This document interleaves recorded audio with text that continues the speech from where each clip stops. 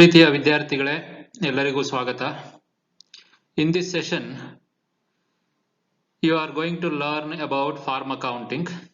ಕೃಷಿ ಲೆಕ್ಕಿಸುವಿಕೆ, ಕೃಷಿ ಚಟುವಟಿಕೆಗಳ ಲೆಕ್ಕಿಸುವಿಕೆ ಎಂಬುದರ ಬಗ್ಗೆ ಈ ಒಂದು ಸೆಷನ್ ಅಲ್ಲಿ ನಿಮಗೆ ಮಾಹಿತಿಯನ್ನ ನೀಡಲಾಗುತ್ತೆ. ಎಲ್ಲರೂ ಗ್ರಾಮೀಣ ವಿದ್ಯಾರ್ಥಿಗಳಾದ್ದರಿಂದ ಕೃಷಿ ಚಟುವಟಿಕೆಗಳ ಬಗ್ಗೆ ಬಹಳಷ್ಟು ತಿಳಿದುಕೊಂಡಿರುತ್ತೀರಿ. ಭಾರತದಲ್ಲಿ ಕೃಷಿ ಚಟುವಟಿಕೆಗಳು ಹಂಚಿ ಹೋಗಿದೆ.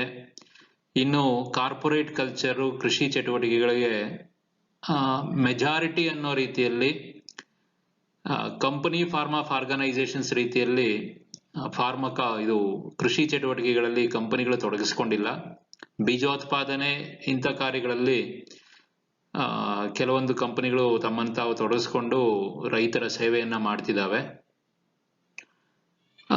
ಭಾರತದಲ್ಲಿ ಕೃಷಿ ಚಟುವಟಿಕೆಗಳ ಕೃಷಿ ಭೂಮಿ ಅನ್ನುವುದು ಬಹಳ ಅಲ್ಪ ಸ್ವಲ್ಪವಾಗಿ ಕಡಿಮೆ ಅಳತೆಯ ಜಮೀನುಗಳಲ್ಲಿ ಕೃಷಿ ಚಟುವಟಿಕೆಗಳು ನಡೀತಾ ಇದ್ದಾವೆ ಅಂತ ಎಲ್ಲರಿಗೂ ಗೊತ್ತು. ಆ ಒಂದು ಕೃಷಿ ಚಟುವಟಿಕೆಗಳ ಲೆಕ್ಕಿಸುವಿಕೆ ಹೇಗೆ ಮಾಡ್ತಾರೆ ಎಂಬುದನ್ನ ತಿಳ್ಕೊಳ್ಳೋದು ಈ ಒಂದು ಚಾಪ್ಟರ್ ಅಥವಾ ಯೂನಿಟಿನ ಉದ್ದೇಶ ಆಗಿದೆ. Let us first understand what is the meaning of farm.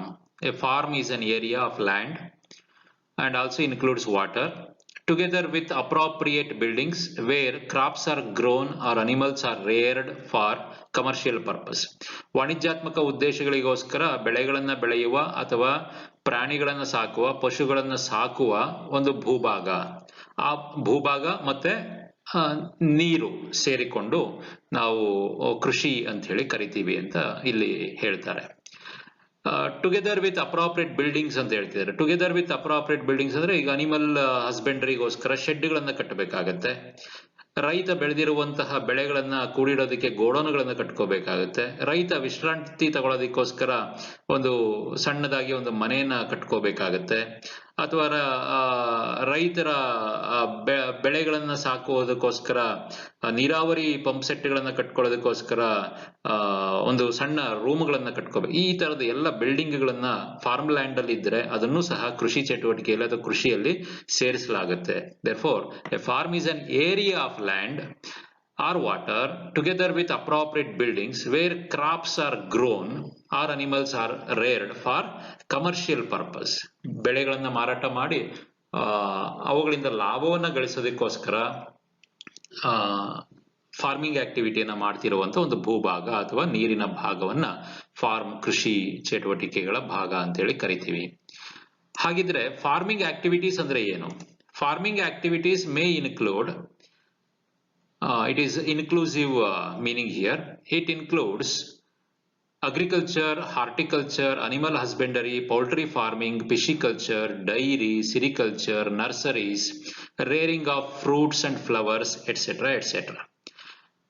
ಕೃಷಿ ಚಟುವಟಿಕೆ ಅನ್ನುವುದು ವ್ಯವಸಾಯ, ತೋಟಗಾರಿಕೆ, ಪಶುಸಂಗೋಪನೆ, ಕೋಳಿ ಸಾಕಾಣಿಕೆ, ಮೀನು ಸಾಕಾಣಿಕೆ, ಪಿಶಿಕಲ್ಚರ್ ಅಂದ್ರೆ ಮೀನು ಸಾಕಾಣಿಕೆ, ಡೈರಿ ಹೈನೋದ್ಯಮ, ಸೆರಿಕಲ್ಚರ್ ರೇಷ್ಮೆ ಹುಳು ಸಾಕಾಣಿಕೆ, ನರ್ಸರೀಸ್ ಬೀಜಗಳನ್ನ ಮೊಳಕೆ ಒಡೆಸಿ ಸಣ್ಣ ಸಣ್ಣ ಮೊಳಕೆಗಳನ್ನ ಮಾರಾಟ ಮಾಡಿ ಅವುಗಳಿಂದ ಲಾಭ ಗಳಿಸುವಂತ ಒಂದು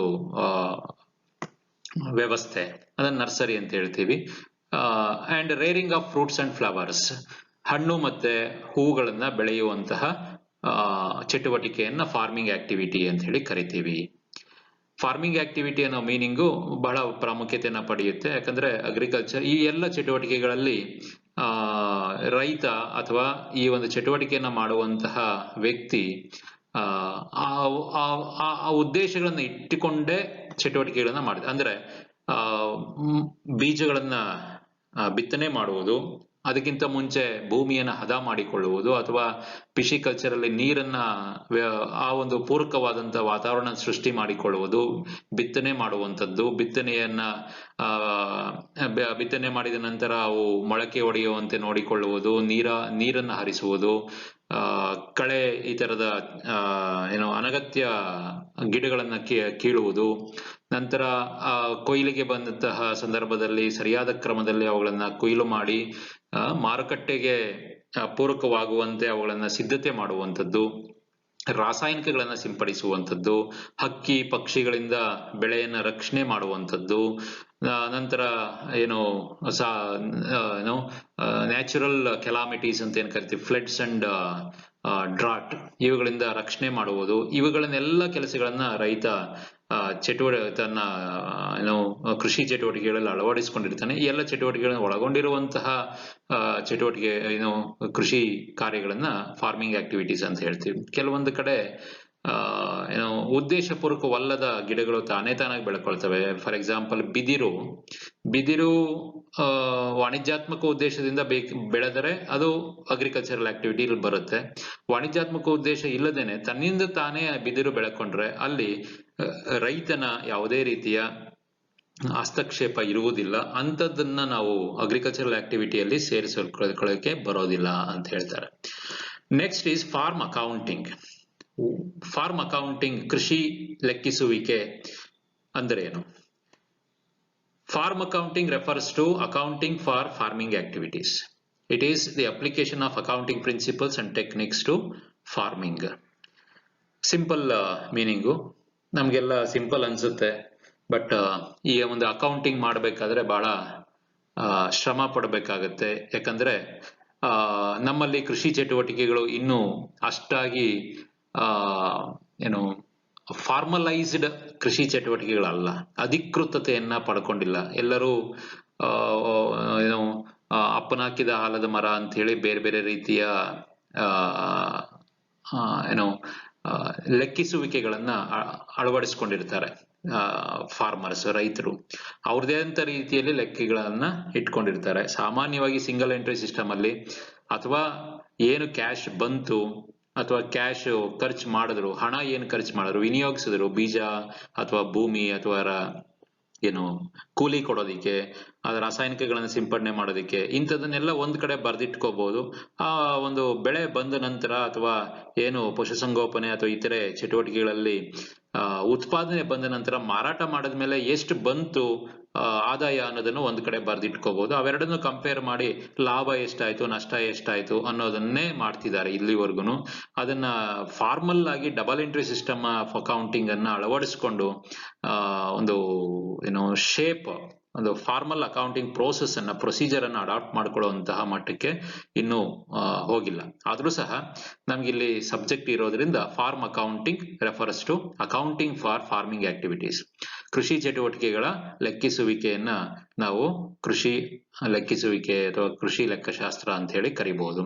it is the application of accounting principles and techniques to farming activities ಅಂತ ಹೇಳಿ ಹೇಳ್ತಾರೆ. ಇವನ್ನ ನೀವು ಒಂದ್ ಕಡೆ ಬರ್ದಿಟ್ಕೊಳ್ಳಿ, ನೋಟ್ಸ್ ಮಾಡ್ಕೊಳ್ಳಿ, 2 ಮಾರ್ಕ್ಸ್ಗೆ ಬೇಕಾಗತ್ತೆ. Next is objectives of farm accounting. ಯಾವ ಉದ್ದೇಶಗಳಿಗೋಸ್ಕರ ಫಾರ್ಮ್ ಅಕೌಂಟಿಂಗ್ ಬೇಕಾಗುತ್ತೆ ಅಂತ ಹೇಳಿ. First one is to ascertain the cost of each farming activity. We can also add here cost of each crop or cost of each animal rearing, like rearing of sheep, rearing of bullocks, rearing of buffaloes, etc. So true cost of each farming activity can be ascertained through farm accounting. To ascertain the cost of each farming activity, we need farm accounting. Next is to ascertain the profit or loss on each farming activity. As students of accounting, we all know that the basic objective of accounting is to know the final results of transactions over a period of time and to record the assets and liabilities of that business organization on a particular date. So in case of farm accounting also, to ascertain profit or loss on each farming activity, we need accounting. Then to maintain proper accounting records of farming activities. So this is very much useful in controlling the farming activities. ಒಂದು ನಿಯಂತ್ರಣದಲ್ಲಿ ಇಟ್ಕೊಳ್ಳೋದಿಕ್ಕೆ ಏನು ಚಟುವಟಿಕೆಗಳು ನಡೀತಾ ಇದಾವೆ ಆ ಚಟುವಟಿಕೆಗಳ ವೆಚ್ಚಗಳು ಮತ್ತೆ ಅದರಿಂದ ಬರುವಂತ ಆದಾಯಗಳ ಪೂರ್ಣ ಮಾಹಿತಿಯನ್ನ ಹೊಂದೋದಿಕ್ಕೆ ಮತ್ತೆ ಆ ಒಂದು ವೆಚ್ಚ ಮತ್ತೆ ಆದಾಯಗಳ ನಿಯಂತ್ರಣವನ್ನ ಸಾಧಿಸಲಿಕ್ಕೆ ನಮಗೆ ಅಕೌಂಟಿಂಗ್ ನ ಉಪಯುಕ್ತತೆ ಇದೆ. ಅದರಿಂದಾಗಿ farm accounting is maintained to record the farming activities. Next is to ascertain the return on investment in each farming activity. ಪ್ರತಿ ಚಟುವಟಿಕೆಯ ಮೇಲೆ ವಿನಿಯೋಗಿಸಲಾದಂಥ ಹಣದ ಮೇಲೆ ಎಷ್ಟು ವಾಪಸಾತಿ ಆಗ್ತಿದೆ, ಎಷ್ಟು ಲಾಭ ಬರ್ತಿದೆ ಅನ್ನೋದನ್ನು ತಿಳ್ಕೊಳ್ಳೋದಕ್ಕೆ ಫಾರ್ಮ್ ಅಕೌಂಟಿಂಗಿನ ಅವಶ್ಯಕತೆ ಇದೆ. Then to know the overall profit or loss and assets and liabilities for the period, which may be of much help in obtaining loans from financial institutions ಅಂತ ಬೇಕಾದ್ರೆ ಹೇಳ್ತಿದ್ದಾರೆ. ಬಹಳಷ್ಟು ರೈತರಿಗೆ ಲೋನು ಸಾಲದ ಅವಶ್ಯಕತೆ ಇರುತ್ತೆ. ಆ ಸಾಲವನ್ನ ಪಡಿಬೇಕಾದ್ರೆ ಫೈನಾನ್ಷಿಯಲ್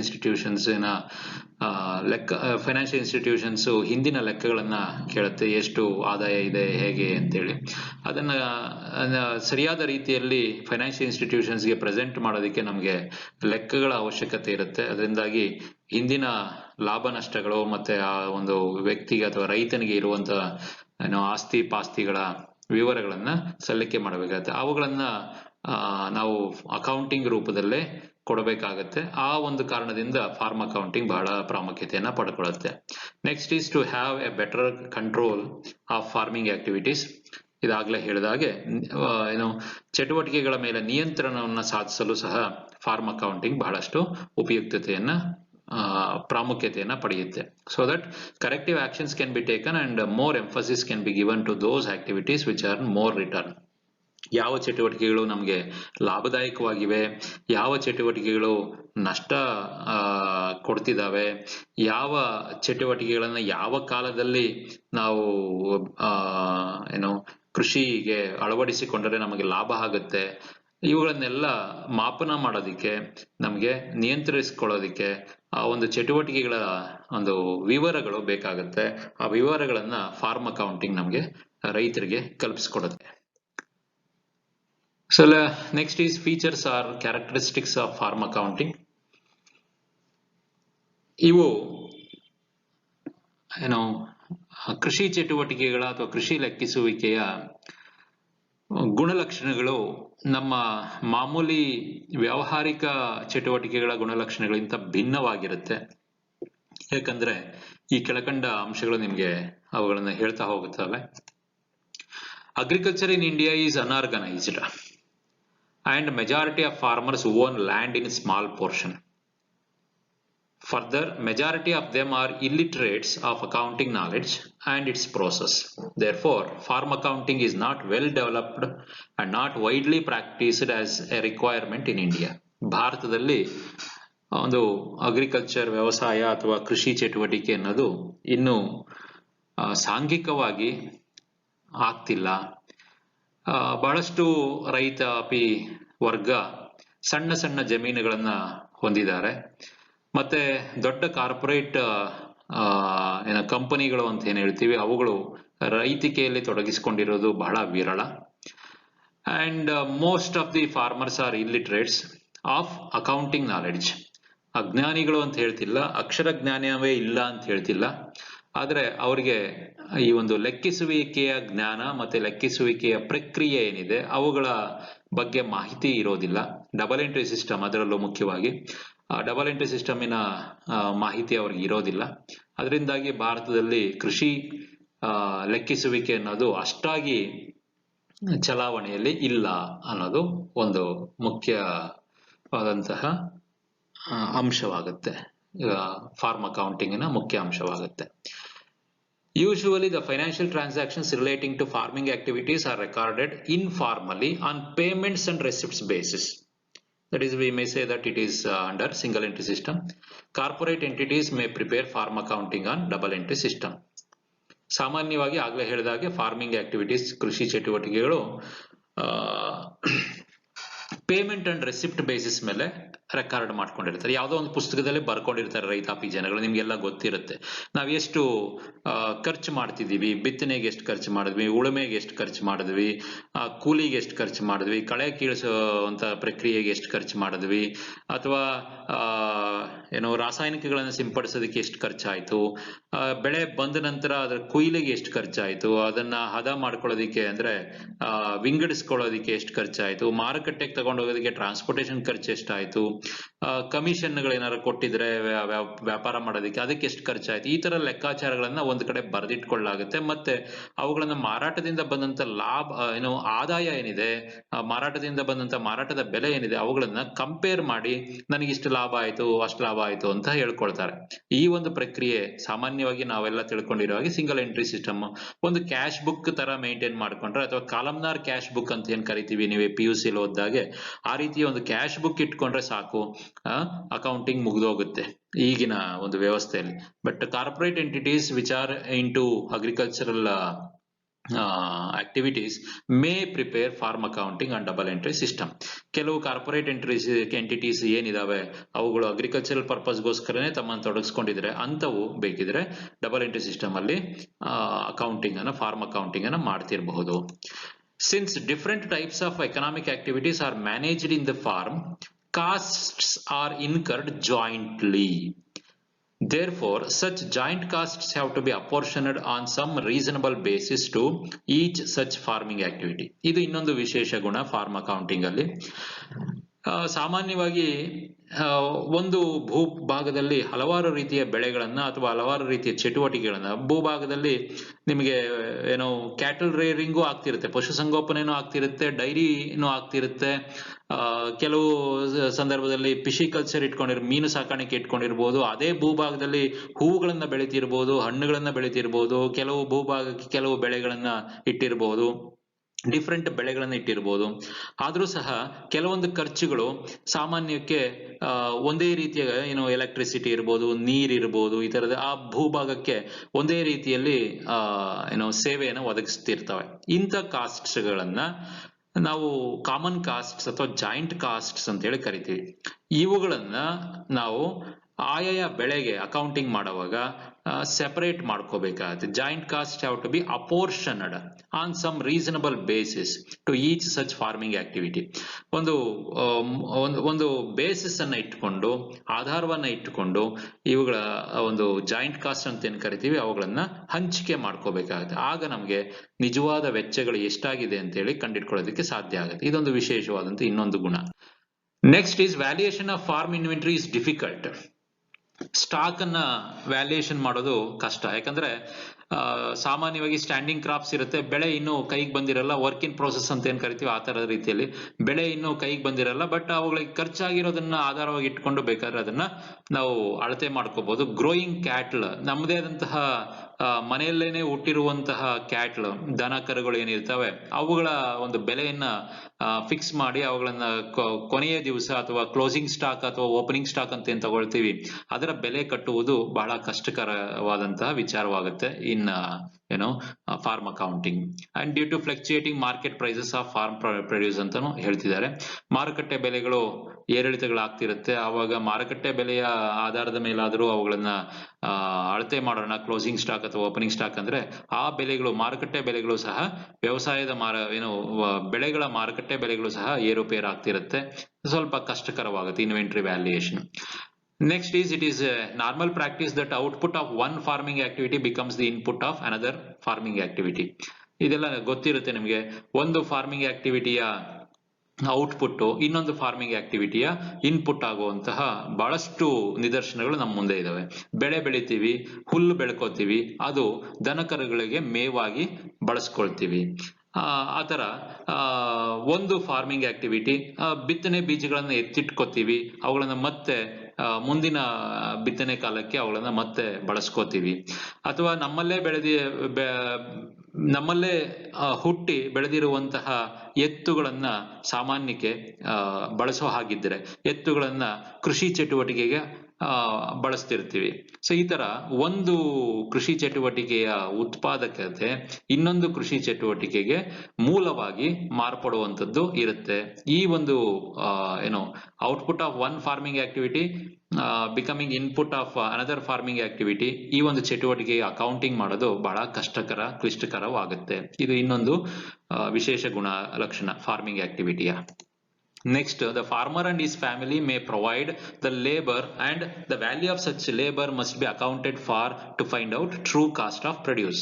ಸಾಮಾನ್ಯಕ್ಕೆ ರೈತಾಪಿ ಜನ ತಮ್ಮ ಸಂಸಾರದ ಜನರನ್ನ ಬಳಸ್ಕೊಳ್ತಿರ್ತಾರೆ ಏನು ಈ ಒಂದು ಕೃಷಿ ಚಟುವಟಿಕೆಗೆ ಲೇಬರ್ ಆಗಿ ಶ್ರಮ ವಹಿಸೋದಕ್ಕೆ, ನೀರು ಕಟ್ಟೋದಕ್ಕಾಗ್ಲಿ ಅಥವಾ ಕೃಷಿ ಚಟುವಟಿಕೆಗಳ ರಾಸಾಯನಿಕ ಸಿಂಪಡಣೆ ಮಾಡೋದಕ್ಕಾಗ್ಲಿ, ಕಳೆ ತೆಗೆಯೋದಕ್ಕಾಗ್ಲಿ ಅಥವಾ ಆ ಒಂದು ದವಸ ಧಾನ್ಯಗಳ ಬೇರ್ಪಡಿಸುವಿಕೆ ಅಂದ್ರೆ ಏನು ಕಣ ಮಾಡುವಂತ ಚಟುವಟಿಕೆ, ಈ ತರದ ಚಟುವಟಿಕೆಗಳಲ್ಲಿ ತಮ್ಮದೇ ಆದಂತಹ ಸಂಸಾರದ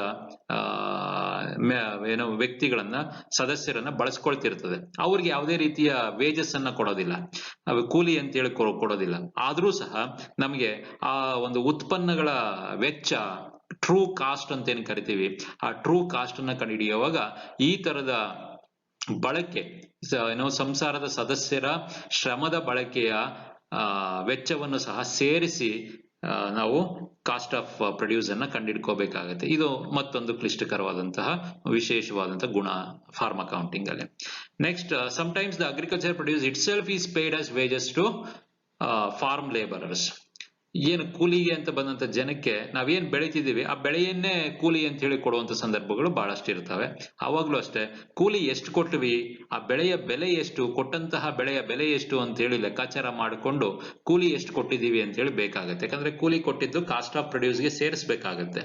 ಆ ಒಂದು ಕಾರಣದಿಂದ ಈ ಕೂಲಿ ಅನ್ನ ಫಾರ್ಮ್ ಪ್ರೊಡ್ಯೂಸ್ ಅಲ್ಲಿ ಕೊಟ್ಟಂತಹ ಕೂಲಿಯನ್ನ ಅಳತೆ ಮಾಡುವಂತಹ ಕ್ರಮ ರೈತನಿಗೆ ಗೊತ್ತಿರಬೇಕಾಗುತ್ತೆ. ಆಗ ಅವನ ನಿಜವಾದ ಲಾಭ ಅಥವಾ ನಷ್ಟ ತಿಳ್ಕೊಳ್ಳೋದಿಕ್ಕೆ ಬರುತ್ತೆ. ಇನ್ನು ಮುಂದೆ ಹೋದ್ರೆ ಸಾಮಾನ್ಯವಾಗಿ ನೆಂಟರಿಷ್ಟರು, ಪರಿಚಯಸ್ಥರು, ಸ್ನೇಹಿತರು ಬಂದಾಗ ಸಾಮಾನ್ಯವಾಗಿ ರೈತಾಪಿ ಜನ ತಾವು ಬೆಳೆದಿರುವಂತಹ ಬೆಳೆಯನ್ನ ದಾನವಾಗಿ ಕೊಡುವಂಥದ್ದು ಅಥವಾ ದುಡ್ಡಿಲ್ಲದೆ ಅವರಿಗೆ ಫ್ರೀಯಾಗಿ ಹಂಚುವುದು, ಈ ರೀತಿಯ ಒಂದು ಕೆಲಸ ಕಾರ್ಯಗಳನ್ನು ಮಾಡ್ತಿರ್ತಾರೆ. ಅಂತಹ ಒಂದು ರೀತಿಯಲ್ಲಿ ಕೊಟ್ಟಂತಹ ಬೆಳೆಯ ಬೆಲೆ ಅಥವಾ ಅದನ್ನ ನಾವು ಸೇಲ್ ಅಂತ ತಗೋಬೇಕಾಗತ್ತೆ. ಆ ಒಂದು ಬೆಲೆಯನ್ನ ಕನ್ಸಿಡರ್ ಮಾಡಬೇಕಾಗತ್ತೆ. ಮಾಡಿದಾಗ ನಮಗೆ ನಿಜವಾದ ಲಾಭ ನಷ್ಟ ಗೊತ್ತಾಗುವಂಥದ್ದು. Next, usually a part of the farm produce is consumed by the farmer and his family themselves. ಇದನ್ನ ನಾವು ಡ್ರಾಯಿಂಗ್ಸ್ ಅಂತ ಬರ್ಕೋಬೇಕಾಗತ್ತೆ. ಸಾಮಾನ್ಯವಾಗಿ ಈಗ ಹಾಲು ಕರಿತೀವಿ, ಮನೆಗೆ ಹಾಲನ್ನ ಎತ್ತಿಟ್ಕೋತೀವಿ. ಅಥವಾ ಅಕ್ಕಿ ಬೆಳಿತೀವಿ, ಮನೆಗೆ ಅಂತೇಳಿ ಸ್ವಲ್ಪ ಅಕ್ಕಿಯನ್ನ ಅಥವಾ ರಾಗಿಯನ್ನ ಎತ್ತಿಟ್ಕೊಳ್ತೀವಿ. ಈ ತರದ ರೀತಿಯಲ್ಲಿ ಮಾಡುವಂತಹ ಅವಶ್ಯಕತೆ ಇರುತ್ತೆ. ಆ ಬೆಳೆಗಳನ್ನ ಏನು ನಾವು ಸ್ವಂತಕ್ಕೆ ಬಳಸ್ಕೊಳ್ತಿದ್ದೀವಿ ಅವುಗಳನ್ನು ಸಹ ನಾವು ಅಕೌಂಟ್ ಮಾಡ್ಕೋಬೇಕಾಗತ್ತೆ. ನಿಜವಾದ ಲಾಭ ನಷ್ಟವನ್ನ ಕಂಡಿಡ್ಕೋಬೇಕಾದ್ರೆ ಅದರ ಬೆಲೆ ಎಷ್ಟು ಅಂತ ಕಂಡುಹಿಡಿಯೋದು ಮತ್ತೆ ಪ್ರಾಮುಖ್ಯತೆಯನ್ನ ಪಡೆಯುತ್ತೆ. ಅಲ್ಲಿ ಕ್ಲಿಷ್ಟಕರವಾಗುತ್ತೆ farm accounting. Next is no depreciation is charged on agricultural land. ಯಾಕೆ? The value of same is constantly increasing. ಸಾಮಾನ್ಯವಾಗಿ ಏನು ವ್ಯವಸಾಯದ ಭೂಮಿ ಅಂತ ಏನ್ ಹೇಳ್ತೀವಿ, ಆ ವ್ಯವಸಾಯದ ಭೂಮಿ ಮೇಲೆ ಸವಕಳಿ ಡಿಪ್ರಿಸಿಯೇಷನ್ ಅನ್ನ ಹಾಕೋದಿಲ್ಲ. ಕಾರಣ ಏನಂದ್ರೆ ಭೂಮಿಯ ಬೆಲೆ ದಿನನಿತ್ಯ ಏರುಗತಿಯಲ್ಲಿ ಇರುತ್ತೆ ಹೊರತು ಇಳಿಕೆ ಆಗೋದಿಲ್ಲ. ಮತ್ತೆ ಆ ಒಂದು ಭೂಮಿಗೆ ನಾವು ಸವಕಳಿಯನ್ನ ಹಾಕೋದಕ್ಕೂ ಸಾಧ್ಯವಿಲ್ಲ. ಎಷ್ಟು ಅಂತ ಹಾಕ್ತೀರಿ, ಯಾವ ಬೆಲೆಯ ಮೇಲೆ ಹಾಕ್ತೀರಿ, ಭೂಮಿಗೆ ಬೆಲೆ ಕಟ್ಟೋದು ಕಷ್ಟ ಆಗುತ್ತೆ. ಮತ್ತೆ ಅದರ ಫಲವತ್ತತೆ ಫಲವತ್ತತೆ ಕಡಿಮೆ ಆಗ್ತಿರ್ಬೋದು, ಬಟ್ ಫಲವತ್ತತೆಯನ್ನ ಹೆಚ್ಚಿಸ್ಕೊಳ್ಳೋದಕ್ಕೆ ರಾಸಾಯನಿಕಗಳು ಈ ತರ ಸಿಂಪಡಣೆ ಮಾಡ್ಕೊಂಡು ಅವ್ರ ಫಲವತ್ತತೆಯನ್ನು ಹೆಚ್ಚಿಸ್ಕೊಂಡು ಹೋಗ್ತಿರ್ತಾರೆ. ಅದರಿಂದ ಸಾಮಾನ್ಯಕ್ಕೆ ಡಿಪ್ರಿಸಿಯೇಷನ್ ಅನ್ನೋ ಒಂದು ಲ್ಯಾಂಡಿನ ಮೇಲೆ ಡಿಪ್ರಿಸಿಯೇಷನ್ ಅನ್ನು ಚಾರ್ಜ್ ಮಾಡೋದು ನಾವು ಕಾಣೋದಿಲ್ಲ. ಅದೇ ಆದ್ರೆ ಈ ಇತರೆ ಇಂಪ್ಲಿಮೆಂಟ್ಸು, ಮಿಷನರೀಸು ಅಥವಾ ಫಾರ್ಮ್ ಬಿಲ್ಡಿಂಗು ಇವುಗಳ ಮೇಲೆ ನಾವು ಡಿಪ್ರಿಸಿಯೇಷನ್ ಅನ್ನ ಚಾರ್ಜ್ ಮಾಡಬಹುದು. Depreciation agricultural implements building used for agricultural activities like a store room or dwelling house for cattle etc. on suitable basis. Rate ಕೊಟ್ಟಿರ್ತಾರೆ. ಸಾಮಾನ್ಯ ನೀವು ಪ್ರಾಬ್ಲಮ್ಸ್ ಬಂದಾಗ ಈ ರೇಟ್ ಕೊಟ್ಟಿರ್ತಾರೆ, ಆ ರೇಟ್ ಅನ್ನು ನೋಡ್ಕೊಂಡು ಡಿಪ್ರಿಸಿಯೇಷನ್ ಚಾರ್ಜ್ ಮಾಡಬೇಕಾಗುತ್ತೆ. ಲ್ಯಾಂಡ್ ಮೇಲೆ ಬಿಟ್ಟು ಮಿಕ್ಕಂತಹ ಅಗ್ರಿಕಲ್ಚರಲ್ ಇಂಪ್ಲಿಮೆಂಟ್ಸು, ಮೆಷಿನರೀಸು, ಟ್ರ್ಯಾಕ್ಟರ್ಸು ಅಥವಾ ಆ ಒಂದು ಪ್ರೊಡ್ಯೂಸ್ ಅನ್ನ ಟ್ರಾನ್ಸ್ಪೋರ್ಟ್ ಮಾಡೋದಕ್ಕೆ ಇಟ್ಕೊಂಡಿರುವಂತಹ ವ್ಯಾನ್, ಈ ತರದ ಮೇಲೆ ನೀವು ಬೇಕಾದ್ರೆ ಡಿಪ್ರಿಸಿಯೇಷನ್ ಚಾರ್ಜ್ ಮಾಡಬಹುದು. Then normal and abnormal loss is common phenomena in farming activities due to various reasons, avoidable or unavoidable. ಸಾಮಾನ್ಯವಾಗಿ ನಷ್ಟ ಆಗುವಂಥದ್ದು ಸಾಧ್ಯತೆ ಇರುತ್ತೆ. ಕೃಷಿ ಬೆಳೆಗಳನ್ನ ಬೆಳೆಯುವಾಗ ಬೆಳೆಗಳ ಚೆಲ್ಲುವಿಕೆ ಅಥವಾ ಅವುಗಳ ಸರಿಯಾದ ಬೆಳೆ ಬಂದಿಲ್ಲ ಅಂತ ಹೇಳಿ ಅವುಗಳನ್ನ ನಾಶ ಮಾಡುವಿಕೆ, ಬೇರ್ಪಡಿಸುವಿಕೆ, ಈ ತರದ್ದೆಲ್ಲ ನಡೀತಾ ಇರುತ್ತೆ. ಅವು ನಾರ್ಮಲ್ ಲಾಸ್ ಅಂತ ಹೇಳ್ತೀವಿ, ಸಾಮಾನ್ಯವಾಗಿ ಆಗುವಂತಹ ನಷ್ಟ. ಈ ನಷ್ಟದ ಒಂದು ಲೆಕ್ಕಾಚಾರ ಮಾಡಬೇಕಾಗುತ್ತೆ. ಅದೇ ರೀತಿ ಅಬ್ನಾರ್ಮಲ್ ಲಾಸು ಏನೋ ನಾವು ಅಂದುಕೊಳ್ಳದೆ ಆಗಿರುವಂತಹ ನಷ್ಟ, ಫ್ಲಡ್ಸ್ ಆಗಿರ್ಬೋದು, ಫ್ಯಾಮಿನ್ಸ್ ಆಗಿರ್ಬೋದು, ಅಥವಾ ಡ್ರಾಟ್ ಆಗಿರ್ಬೋದು, ಇದ್ದಕ್ಕಿದ್ದಂಗೆ ಏನೋ ಅನಾರೋಗ್ಯದಿಂದ ನಾವು ಸಾಕ್ತಿರುವಂತಹ ಪ್ರಾಣಿಗಳು ಅಸುನೀಗಬಹುದು. ಈ ತರದ ರೀತಿಯಲ್ಲಿ ಆಗುವಂತ ನಷ್ಟಗಳನ್ನ ಅಬ್ನಾರ್ಮಲ್ ಲಾಸ್ ಅಂತ ಹೇಳ್ತೀವಿ. ಇವುಗಳನ್ನ ಅಕೌಂಟಿಂಗ್ ಮಾಡೋದು ಬಹಳ ಪ್ರಾಮುಖ್ಯತೆಯನ್ನು ಒಳಗೊಂಡಿರುತ್ತೆ. ಅದರಿಂದಾಗಿ ಈ ಒಂದು ಅಂಶನೂ ಸಹ ಫಾರ್ಮ್ ಅಕೌಂಟಿಂಗ್ ನ ವಿಶೇಷತೆಯನ್ನ ಹೇಳುತ್ತೆ. It is essential to take insurance policies of farming activities to get protected against natural calamities like drought, floods and other risks. ಇದು ಈಗಾಗಲೇ ನಮ್ಮ ಸರ್ಕಾರಗಳು ಇದರ ಬಗ್ಗೆ ಬಹಳಷ್ಟು ಗಮನ ಹರಿಸ್ತಿದ್ದಾವೆ. ಎಲ್ಲ ಚಟುವಟಿಕೆಗಳ, ಕೃಷಿ ಚಟುವಟಿಕೆಗಳ ವಿಮೆಯನ್ನ ಮಾಡಿಸೋದಿಕ್ಕೆ ಅವಕಾಶವನ್ನ ಮಾಡಿಕೊಟ್ಟಿದ್ದಾವೆ. ಆದಂತ ನಷ್ಟಗಳನ್ನ, ಅಬ್ನಾರ್ಮಲ್ ಲಾಸ್ ಅಂತ ಏನ್ ಕರಿತೀವಿ, ಅವುಗಳ ನಷ್ಟವನ್ನ ಭರಿಸಿಕೊಳ್ಳಲು ಸಾಧ್ಯವಾದಷ್ಟು ಮಟ್ಟಿಗೆ ಹಣದ ರೂಪದಲ್ಲಿ ಭರಿಸಿಕೊಳ್ಳಲು ಸಹಾಯ ಮಾಡುತ್ತೆ. ಅದರಿಂದಾಗಿ ಇನ್ಶೂರೆನ್ಸ್ ಪಾಲಿಸಿಗಳನ್ನ ತೆಗೆದುಕೊಳ್ಳೋದು ಮುಖ್ಯವಾಗುತ್ತೆ. In India agricultural income is tax free. Income tax point of view ಇಂದ ಬಂದಾಗ ಅಗ್ರಿಕಲ್ಚರ್ ಇನ್ಕಮ್ ಅನ್ನ ತೆರಿಗೆ ಮುಕ್ತಗೊಳಿಸಿದ್ದಾರೆ. ಅದರಿಂದಾಗಿ ಇನ್ಕಮ್ ಟ್ಯಾಕ್ಸ್ ಅಥಾರಿಟೀಸ್ ಅಥವಾ ಏನು ನಾವು accounting authorities do not give much importance to maintenance of farm accounts. ಈ ಒಂದು ಕಾರಣದಿಂದ ಫಾರ್ಮ್ ಅಕೌಂಟಿಂಗ್ ನ ಒಂದು ಡೆವಲಪ್ಮೆಂಟ್, ಅಭಿವೃದ್ಧಿ ಸಾಧ್ಯ ಆಗಿಲ್ಲ ನಮ್ಮ ದೇಶದಲ್ಲಿ ಅಂತ ಹೇಳ್ಬಹುದು. Next aspect to be discussed is important points to be considered while recording the farm transactions. ನೀವು ಫಾರ್ಮ್ ಅಕೌಂಟಿಂಗ್ ಮಾಡಬೇಕಾದ ಸಂದರ್ಭದಲ್ಲಿ ಕೆಲವೊಂದು ಮುಖ್ಯ ಅಂಶಗಳನ್ನ ಗಮನದಲ್ಲಿ ಇಟ್ಕೋಬೇಕಾಗುತ್ತೆ. ಅವು ಯಾವ್ಯಾವುದು ಅಂತ ಹೇಳಿ ಒಂದು ಬ್ರೀಫ್ ಆಗಿ ಹೇಳ್ಕೊಂಡು ಹೋಗ್ಬಿಡ್ತೀನಿ. Although double entry system can be followed for maintaining a farm transaction in big farms, it may not be worthwhile to follow the double entry basis for small farms. ಚಿಕ್ಕ ಏನೋ ಜಮೀನುಗಳಿಗೆ ಅಥವಾ ಚಿಕ್ಕ ರೈತರಿಗೆ ಡಬಲ್ ಎಂಟ್ರಿ ಸಿಸ್ಟಮ್ ಅಷ್ಟೊಂದು suit ಆಗೋದಿಲ್ಲ. ದೊಡ್ಡ ರೈತರಿಗೆ ಅಥವಾ ಏನು ಬಿಗ್ ಫಾರ್ಮ್ಸ್, ದೊಡ್ಡ ಜಮೀನುಗಳನ್ನು ಇಟ್ಕೊಂಡಿರೋರಿಗೆ ಡಬಲ್ ಎಂಟ್ರಿ ಸಿಸ್ಟಮ್ ಸೂಕ್ತವಾಗಬಹುದು. Farming business is mostly carried on cash basis. ಸಾಮಾನ್ಯವಾಗಿ ಹಣದ ರೂಪದಲ್ಲೇ ನಡೆಯುತ್ತೆ, ನಗದಾಗಿ. So single entry system may be followed to save the time and resources required for an elaborate double entry system. ಅಂತ ದೊಡ್ಡ ಮಟ್ಟದ ವಿವರವಾದಂತ ಡಬಲ್ ಎಂಟ್ರಿ ಸಿಸ್ಟಮ್ ಬೇಕಾಗಿರಲ್ಲ, ಕ್ಯಾಶ್ ಬೇಸಿಸ್ ಆದ್ರಿಂದ ವಿವರವಾಗಿ ಎಲ್ಲವನ್ನ ಬರ್ಕೊಂಡು ಹೋಗುವಂತಹ ಡಬಲ್ ಎಂಟ್ರಿ ಸಿಸ್ಟಮ್ ಅವಶ್ಯಕತೆ ಇಲ್ಲ ಅಂತ ಕೆಲವರು ವಾದ ಮಾಡ್ತಾರೆ. ಅನಾಲಿಟಿಕಲ್ ಕ್ಯಾಶ್ ಬುಕ್, ಆಗ್ಲೇ ಹೇಳಿದಾಗೆ columnar cash book will help the small farms in preparing his small farmers in preparing his farm final accounts. ಏನೋ ಒಂದೊಂದಕ್ಕೂ, ಈಗ ಕ್ಯಾಟಲ್ ಬ್ರೀಡಿಂಗ್ ಒಂದು ಕಾಲಮ್, ಕ್ರಾಪ್ ರೈಸ್ಗೆ ಒಂದು ಕಾಲಮು, ವೀಟ್ಗೆ ಒಂದು ಕಾಲಮು, ಜೋವರ್ ಒಂದು ಕಾಲಮು, ಮೇಯ್ಸ್ ಒಂದು ಕಾಲಮು, ರಾಗಿ ಒಂದು ಕಾಲಮು. ಈ ತರ ಕ್ಯಾಶ್ ಬುಕ್ ಅನ್ನ ಆಯಾ ಕಾಲಮ್ ವೈಸ್ ಬರ್ಕೊಂಡು ಹೋಗುವಂತ ಒಂದು ಸಿಸ್ಟಮ್ ಅನ್ನ ಬೇಕಾದ್ರೆ ಅಳವಡಿಸ್ಕೋಬಹುದು. ಇದೆಲ್ಲವೂ ಸಿಂಗಲ್ ಎಂಟ್ರಿ ಸಿಸ್ಟಮ್ ಅಲ್ಲೇ ಬರುವಂತಹ ಒಂದು ಪ್ರಕ್ರಿಯೆ. If required, a detailed account can be kept for different crops to find out cost and profit of each product like rice, wheat, maize, each type of vegetable, etc.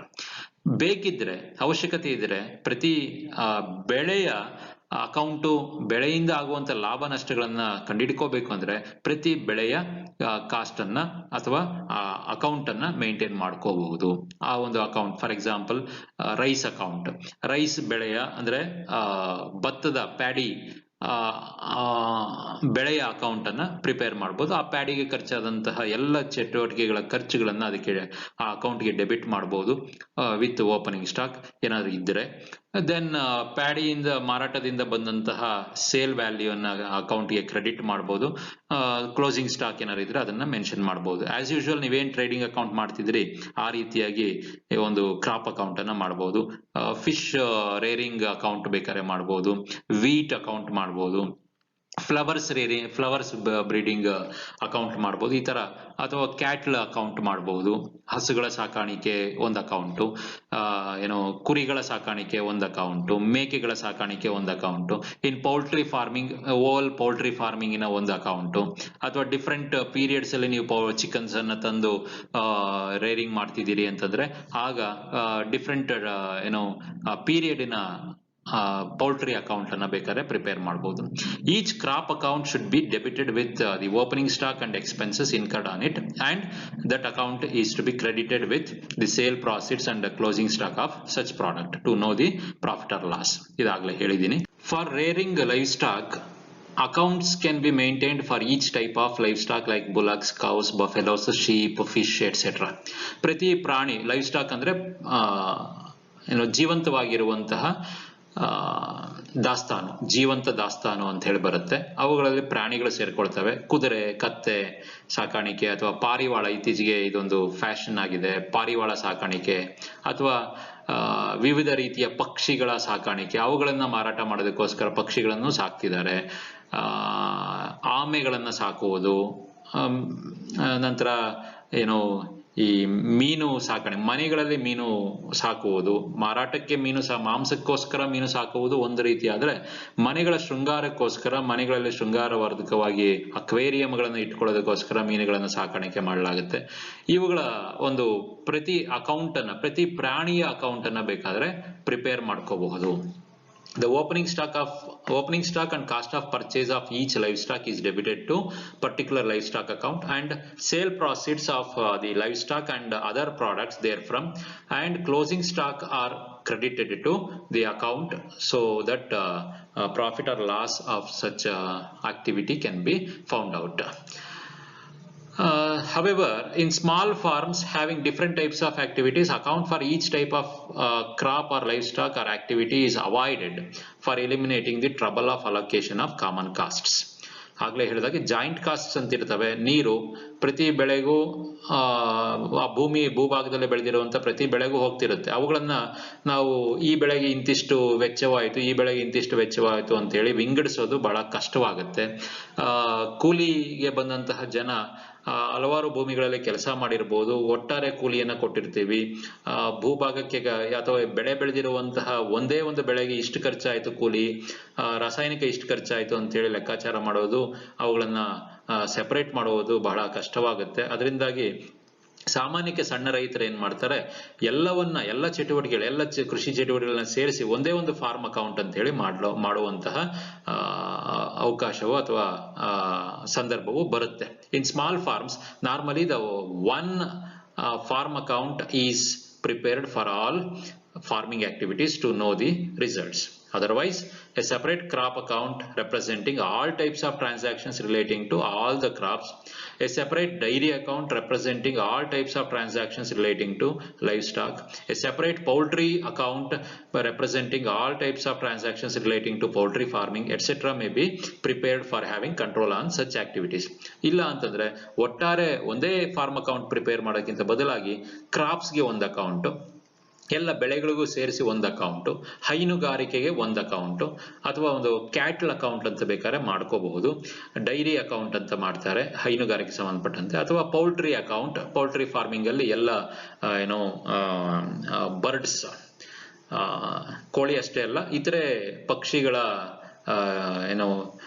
ಬೆಳೆ ಬೆಳೆಯುವಂತಹ ಪಕ್ಷಿಗಳ ಪಾಲನೆ ಪೋಷಣೆ ಮಾಡುವಂತಹ account ಅನ್ನು ಬೇಕಾದ್ರೆ ಮಾಡ್ಕೋಬಹುದು ಇಫ್ ರಿಕ್ವೈರ್ಡ್. ಇದು ನಮಗೆ ಯಾವ ಚಟುವಟಿಕೆಗಳಿಂದ ಎಷ್ಟು ಲಾಭ ಬಂತು, ಎಷ್ಟು ನಷ್ಟ ಆಗ್ತಿದೆ, ಯಾವ ಚಟುವಟಿಕೆಗಳಿಗೆ ನಾವು ಪ್ರಾಮುಖ್ಯತೆಯನ್ನು ಕೊಡಬೇಕು ಅನ್ನೋದನ್ನು ತಿಳಿಸ್ಕೊಳ್ಳೋದಕ್ಕೆ ನಿಯಂತ್ರಕವಾಗಿ ಕೆಲಸ ಮಾಡಿದೆ. For proper ascertainment of profit and financial position, the farmer has to maintain an account of inventory and their valuation at the beginning and at the end of the period under consideration. ಇದೊಂದು ಹೇಳಿದಿನ ಆಗ್ಲೇ, ದಾಸ್ತಾನುಗಳನ್ನು opening stock ಮತ್ತೆ closing stock ಅನ್ನು ಅಳತೆ ಮಾಡುವಂಥದ್ದು ಬಹಳ ಕಷ್ಟವಾದಂತಹ ಕೆಲಸ. The basis of valuation should be cost or market value, whichever is lower. ಇದು ನಾವು ಪಾಲಿಸ್ಕೊಂಡು ಬರ್ತಿರುವಂತದ್ದು, ಬಿಸ್ನೆಸ್ ಅಲ್ಲೂ ಇದನ್ನೇ ಮಾಡೋದು. The closing stock should be valued at cost or market price, whichever is lower ಅಂತ ಹೇಳಿ ಅದೇ ಬೇಸಿಸ್ ಅನ್ನ ತಗೋಬೇಕಾಗತ್ತೆ. ಅವನಿಗೆ ಆ ಒಂದು ಬೆಳೆಗಳ ದಾಸ್ತಾನಿನ ಬೆಲೆಯನ್ನ ಕಟ್ಟೋದಿಕ್ಕೆ ಸಾಧ್ಯ ಆದ್ರೆ ಅದನ್ನ ಕಟ್ಕೋಬೇಕು. ಇಲ್ಲ ಅಂತಂದ್ರೆ if the farmer is unable to make a valuation of his home bred cattle, he may value them at 75% of market value. ಇದು UK ಅಲ್ಲಿ ನಡೆಯುವಂತಹ ಒಂದು ಪ್ರಕ್ರಿಯೆ. ಅಲ್ಲಿ ಏನು ನಾವು ನಮ್ಮ ಮನೆಯಲ್ಲೇ ಹುಟ್ಟಿರುವಂತಹ ದನಕರುಗಳ ಬೆಲೆಯನ್ನು ಕಟ್ಟಬೇಕಾದ್ರೆ ಕ್ಲೋಸಿಂಗ್ ಸ್ಟಾಕ್ ಅನ್ನ ಕಟ್ಟಬೇಕು, ಅದರ ಮಾರುಕಟ್ಟೆ ಮೌಲ್ಯವನ್ನು ತಗೊಂಡು ಅದರಲ್ಲಿ 75 ಭಾಗವನ್ನ ಕ್ಲೋಸಿಂಗ್ ಸ್ಟಾಕ್ ಅಂತ ಹೇಳಿ ತಗೋಬೇಕು. ಅದೇ ರೀತಿ cost of crop 85% market value ಅಂತ ತಗೋಬೇಕು ಅಂತ ಹೇಳಿ UK ಯಲ್ಲಿ ಪಾಲಿಸ್ತಿದ್ದಾರೆ. ಅದನ್ನ ಬೇಕಾದ್ರೆ ನೀವು ಇಲ್ಲೂ ಫಾಲೋ ಮಾಡಬಹುದು ಅಂತ ಇಲ್ಲಿ ರೆಕಮೆಂಡ್ ಮಾಡ್ತಾರೆ. If the farmer holds livestock for his agricultural purposes or for dairy, such livestock has to be treated as fixed asset. ಕೆಲವೊಂದು ಪ್ರಾಣಿಗಳನ್ನ ಅಗ್ರಿಕಲ್ಚರಲ್ ಪರ್ಪಸ್ಗೆ, ದನಗಳನ್ನ ಅಥವಾ ಎತ್ತುಗಳನ್ನ ಅಗ್ರಿಕಲ್ಚರ್ ಪರ್ಪಸ್ಗೆ ಬಳಸ್ಕೊಳ್ತಾ ಇರ್ತಾರೆ, ಅಥವಾ ಡೈರಿಗೂ ಹೈನುಗಾರಿಕೆಗೂ ಹಾಲು ಕರೆದು ಹಾಲು ಮಾರಿ ಅಥವಾ ಇತರೆ ಹಾಲಿನ ಉತ್ಪನ್ನಗಳನ್ನ ಮಾರಿ ಲಾಭ ಮಾಡ್ಕೊಳ್ಳೋದಕ್ಕೋಸ್ಕರ ಇಟ್ಕೊಂಡಿರ್ತಾರೆ. ಅಂತದನ್ನ ಫಿಕ್ಸ್ಡ್ ಅಸೆಟ್ ಅಂತೇಳಿ ಮತ್ತೆ ಅದನ್ನ ಬ್ಯಾಲೆನ್ಸ್ ಶೀಟ್ ಅಲ್ಲಿ ರೆಕಾರ್ಡ್ ಮಾಡ್ಕೋಬೇಕಾಗತ್ತೆ. If life stock is kept for trading, ಬರೀ ಮಾರಾಟಕ್ಕೆ, ಏನೋ ಕುರಿ ಸಾಕಾಣಿಕೆ ಮಾಡುವಂಥದ್ದು, ಕೋಳಿ ಸಾಕಾಣಿಕೆ ಮಾಡುವಂಥದ್ದು, ಇವೆಲ್ಲವೂ ಸಹ ಮರು ಮಾರಾಟಕ್ಕೆ ವ್ಯಾಪಾರಕ್ಕೋಸ್ಕರ ಇಟ್ಕೊಂಡಿರೋ ಅಂತವನ್ನ ಕರೆಂಟ್ ಅಸೆಟ್ ಅಂತ ಹೇಳಿ ತಗೋಬೇಕು ಅಂತ ಹೇಳ್ತಾರೆ. Then depreciation and maintenance of farm machinery and equipment and farm building should be provided for in an appropriate manner. ಈಗಾಗಲೇ ಹೇಳಿದೀವಿ, ಮೆಷಿನರಿ ಅಥವಾ ಇಕ್ವಿಪ್ಮೆಂಟ್, ಫಾರ್ಮ್ ಏನೋ ವೆಹಿಕಲ್ಸ್, ಟ್ರ್ಯಾಕ್ಟರ್ಸ್, ವ್ಯಾನ್ಸ್ ಈ ತರದವೇನಾರು ಇದ್ರೆ, ಫಾರ್ಮ್ ಬಿಲ್ಡಿಂಗ್ ಇದ್ರೆ ಅವುಗಳಿಗೆ ಸಂಬಂಧಪಟ್ಟಂತೆ ಡಿಪ್ರಿಸಿಯೇಷನ್ ಅನ್ನ ಸರಿಯಾದ ಕ್ರಮದಲ್ಲಿ ಹಾಕೋಬೇಕಾಗುತ್ತೆ. ಲ್ಯಾಂಡ್ಗೆ ಯಾವುದೇ ರೀತಿಯ ಡಿಪ್ರಿಸಿಯೇಷನ್ ಹಾಕೋಬಾರದು. Then drawings of crops, dairy products, livestock for personal use by the farmer and his family should be considered carefully and accounted for. ಯಾವುದೇ ರೀತಿಯ ಬೆಳೆಗಳನ್ನ ಸ್ವಂತಕ್ಕೆ ಬಳಸ್ಕೊಂಡಿದ್ರೆ ಅಥವಾ ಲೈವ್ ಸ್ಟಾಕ್ ಏನೋ ಕುರಿಗಳನ್ನ ಅಥವಾ ಕೋಳಿಗಳನ್ನ ತಮ್ಮ ಆಹಾರಕ್ಕೋಸ್ಕರ ಬಳಸ್ಕೊಂಡಿದ್ರೆ ಅಂತ ಸಂದರ್ಭದಲ್ಲಿ ಆ ಬಳಕೆ ಡೈರಿ ಪ್ರಾಡಕ್ಟ್ಸ್, ಹಾಲಿನ ಉತ್ಪನ್ನಗಳನ್ನ ಸ್ವಂತ ಬಳಕೆಗೆ ಬಳಸ್ಕೊಂಡಿದ್ರೆ ಅಂತಹ ಸ್ವಂತ ಬಳಕೆಯನ್ನ ನಾವು ಡ್ರಾಯಿಂಗ್ಸ್ ಅಂತ ಹೇಳಿ ಕನ್ಸಿಡರ್ ಮಾಡಿ ಕೇರ್ಫುಲ್ ಆಗಿ ಅಕೌಂಟ್ ಮಾಡ್ಕೋಬೇಕಾಗುತ್ತೆ to know the true profit or loss of that farming activity. Produce offered to laborers as wages should also be considered carefully. ಕೂಲಿಯಾಗಿ ಕೊಟ್ಟಂತಹ ಉತ್ಪನ್ನ, ಕೂಲಿಕಾರರಿಗೆ ಕೊಟ್ಟಂತ ಉತ್ಪನ್ನವನ್ನು ಸಹ ನಾವು ಅಕೌಂಟ್ ಮಾಡ್ಕೋಬೇಕಾಗುತ್ತೆ. Again to know true profit or loss. Exchange or barter of some goods and services for others like seeds, exchange of animals for other animals are to be considered while accounting for farm activity. Exchange of animals for animals, ಪ್ರಾಣಿಗಳಿಗೆ ಇನ್ನೊಂದು ಪ್ರಾಣಿಯನ್ನ ಕೊಟ್ಟುಕೊಂಡು ಮತ್ತೊಂದು ಪ್ರಾಣಿಯನ್ನ ಬಿಡುವಂಥದ್ದು, ಅಥವಾ lease ಕೊಡ್ತಾರೆ, ಅಥವಾ ಪ್ರಾಣಿಗಳನ್ನ ಸಾಕೋದಿಕ್ಕೆ ಬೇರೆ ಕಡೆ ಬಿಟ್ಟು ಅದು ಒಂದು ಮರಿ ಹಾಕದ್ಮೇಲೆ ಸಾಕ್ತಿರೋರ್ಗೆ ಒಂದು ಮರಿ, ಇನ್ನೊಂದು ಮರಿ ಹಾಕಿದ್ಮೇಲೆ ನಮಗೆ ಅನ್ನೋ ರೀತಿಯಲ್ಲಿ ಬೇರೆಯವ್ರಿಗೆ ಲೀಸ್ ಕೊಟ್ಟಿರ್ತಾರೆ. ಅದೇನೋ ಆ ತರದ ರೀತಿಯಲ್ಲಿ ಏನಾರು ಇದ್ರೆ, ಅಥವಾ ಭೂಮಿಯನ್ನ ಲೀಸ್ ಕೊಟ್ಟಿದ್ರೆ ಅದರಿಂದ ಬರುವಂತ ಆದಾಯಗಳನ್ನ ಸರಿಯಾದ ರೀತಿಯಲ್ಲಿ ಲೆಕ್ಕಾಚಾರ ಮಾಡ್ಕೋಬೇಕಾಗತ್ತೆ. ದೆನ್ ನೋಷನಲ್ ಟ್ರಾನ್ಸಾಕ್ಷನ್ಸ್, ಅಗೇನ್ ಇದು ನೋಷನಲ್ ಅಂದ್ರೆ ಮೇಲ್ನೋಟಕ್ಕೆ ಅದು ನಿಜವಾದ ರೀತಿಯಲ್ಲಿ ಟ್ರಾನ್ಸಾಕ್ಷನ್ ಆಗಿ ವ್ಯವಹಾರವಾಗಿ ಕಾಣಿಸುತ್ತೆ. ಲೈಕ್ ಡ್ರಾಯಿಂಗ್ಸ್ ಆಫ್ ಕ್ರಾಪ್ಸ್, ನಮ್ಮದೇ ಬೆಳೆಯನ್ನು ನಾವೇ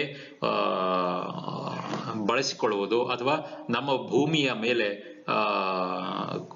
ಹಾಕಬೇಕಾದಂತಹ ರೆಂಟ್, ಬಾಡಿಗೆ, ಅಥವಾ ನಮ್ಮದೇ ಆದಂತಹ ಬಂಡವಾಳದ ಮೇಲೆ ಬರಬೇಕಾದಂತಹ ಬಡ್ಡಿ, ಈ ತರದ ಒಂದು ಚಟುವಟಿಕೆಗಳನ್ನ ನೋಷನಲ್ ಟ್ರಾನ್ಸಾಕ್ಷನ್ಸ್ ಅಂತ ಹೇಳ್ತೀವಿ. ಅವುಗಳನ್ನ ಸರಿಯಾದ ರೀತಿಯಲ್ಲಿ ಲೆಕ್ಕಾಚಾರ ಮಾಡ್ಕೋಬೇಕಾಗುತ್ತೆ. The market value of any byproducts generated during the farming activity must be deducted from the total costs to arrive at the net crop cost. Byproducts ಸಾಮಾನ್ಯಕ್ಕಿರುತ್ತೆ ಅಗ್ರಿಕಲ್ಚರಲ್ ಆಕ್ಟಿವಿಟಿಯಲ್ಲಿ. ಜೋಳ ಬೆಳಿತೀರಿ, ಜೋಳ ಮುಖ್ಯವಾದ ಪದಾರ್ಥ ಆದ್ರೆ ಜೋಳದ ದಿಂಡು ಅಥವಾ ಅದೇನು ಬೆಳೆ ಬೆಳೆದಿರುತ್ತೆ ಅದನ್ನ ಪಶುಗಳ ಆಹಾರವಾಗಿ ಮಾರ್ತೀರಿ. ಈ ತರ ಬೈ ಪ್ರಾಡಕ್ಟ್ಸ್ ಅಂತ ಬರುತ್ತೆ. ಆ ಬೈ ಪ್ರಾಡಕ್ಟ್ಸ್ ಅನ್ನ ರಾಗಿ ಬೆಳೆ ಬೆಳಿತೀರಿ, ರಾಗಿ ಹುಲ್ಲು ಸಿಗುತ್ತೆ, ಆ ತರದ ಬೈ ಪ್ರಾಡಕ್ಟ್ಸ್ ಇದ್ದೇ ಇರುತ್ತೆ ಸಾಮಾನ್ಯವಾಗಿ ಒಂದು ಕೃಷಿ ಚಟುವಟಿಕೆಗಳಲ್ಲಿ. ಆ ಒಂದು ಬೈ ಪ್ರಾಡಕ್ಟ್ಸ್ ಅನ್ನ ಮಾರಿದ ಹಣ ಏನ್ ಬರುತ್ತೆ ಅವುಗಳನ್ನ ನಾವು ಬೆಳೆಯ ಒಟ್ಟು ವೆಚ್ಚವನ್ನು ಕಂಡುಹಿಡಿಯುವಾಗ ಕಳ್ಕೋಬೇಕಾಗತ್ತೆ. They have to be deducted from the total costs to arrive at net crop cost. Next one is wages paid in kind must be debited to wages and also credited to crop account as contra entry. ಇದನ್ನ ನೀವು ಗಮನಿಸ್ಕೋಬೇಕಾಗುತ್ತೆ, ಎಕ್ಸಾಮ್ಗೂ important. Wages, if wages are paid in kind, ಏನು ಕೂಲಿಕಾರರಿಗೆ ಕೊಟ್ಟಂತಹ produce, ವೇಜಸ್ಸಿನ ಬದಲಾಗಿ ಕೂಲಿಗೆ ಬದಲಾಗಿ ಕೊಟ್ಟಂತಹ ಪದಾರ್ಥಗಳೇನಾದ್ರು ಇದ್ರೆ ಅವುಗಳನ್ನ ಕಾಂಟ್ರಾ ಎಂಟ್ರಿ ಅಂತೇಳಿ ಒಂದು ಕಡೆ ಡೆಬಿಟ್ ಮಾಡಬೇಕಾಗುತ್ತೆ, ಇನ್ನೊಂದು ಕಡೆ ಕ್ರೆಡಿಟ್ ಮಾಡ್ಕೋಬೇಕಾಗತ್ತೆ. ಇದನ್ನ ಕಾಂಟ್ರಾ ಎಂಟ್ರಿ ಅಂತ ಬರೀಲೇಬೇಕಾಗತ್ತೆ. ದೆನ್ ಕಾಮನ್ ಕಾಸ್ಟ್ ಅಂತಿತ್ತು, ಇದು ಈಗಾಗಲೇ ಹೇಳಿದ್ದೀನಿ, ಸುಮ್ಮನೆ ಮೆನ್ಷನ್ ಮಾಡಿದ್ದೀನಿ, ಇದನ್ನ ಬೇಕಾದ್ರೆ ಬರ್ಕೋಬಹುದು ನೀವು. Common cost or joint costs are those expenses incurred for all crops and are not clearly identifiable with any particular crop. These have to be apportioned on to respective crops on feasible basis. ಒಂದು ಸರಿಯಾದ ಕ್ರಮದಲ್ಲಿ ಆಧಾರದಲ್ಲಿ ಅವುಗಳನ್ನ ಅಪೋರ್ಷನ್ ಮಾಡಬೇಕಾಗುತ್ತೆ ಪ್ರತಿ ಒಂದು ಬೆಳೆಗೆ ಅಂತ.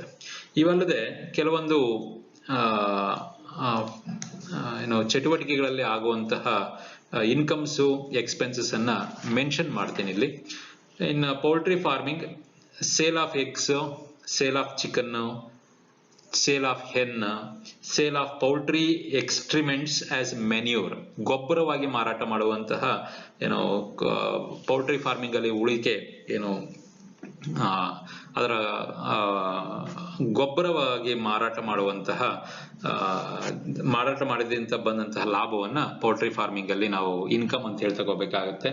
ಅದೇ ರೀತಿ cost of chickens, cost of feed, ಅವುಗಳಿಗೆ ತಿನ್ನಿಸುವಂತಹ ಫೀಡು, ಕಾಸ್ಟ್ ಆಫ್ ಹೇ, ಹುಲ್ಲು ಈ ತರದ್ ಏನಾದ್ರು ಬಳಸಿದ್ರೆ, ಪ್ಯಾಕಿಂಗ್ ಬಾಕ್ಸಸ್, ಫಿಯಲ್, ಅವುಗಳಿಗೆ ಬಳಸಿದಂತಹ ಎಲೆಕ್ಟ್ರಿಸಿಟಿ, ಈ ತರದ್ದೆಲ್ಲ ಕಾಸ್ಟ್ ಅಂತ ಹೇಳಿ ಬರುತ್ತೆ. Maintenance cost of poultry sheds, poultry shed ಗಳನ್ನ ಮೇಂಟೈನ್ ಮಾಡುವಂತದ್ದು. Then salaries and wages of workers are working in poultry farm, ಇವುಗಳನ್ನೆಲ್ಲ ಕಾಸ್ಟ್ ಅಂತ ಹೇಳಿ ತಗೋಬೇಕಾಗತ್ತೆ ಪೌಲ್ಟ್ರಿ ಫಾರ್ಮಿಂಗ್ ಅಲ್ಲಿ. ಇನ್ ಡೈರಿ ಫಾರ್ಮಿಂಗ್ ಅಲ್ಲಿ ಮಿಲ್ಕ್ ಮತ್ತೆ ಮಿಲ್ಕ್ ಪ್ರಾಡಕ್ಟ್ಸ್ ಮಾರಿದಂತಹ ಹಣ, ಹೈನುಗಾರಿಕೆಯಲ್ಲಿ ಹಾಲು ಮತ್ತೆ ಹಾಲೋತ್ಪನ್ನಗಳನ್ನ ಮಾರದಾಗ ಬಂದಿರುವಂತಹ ಹಣವನ್ನ ಇನ್ಕಮ್ ಅಂತ ತಗೋಬೇಕಾಗತ್ತೆ.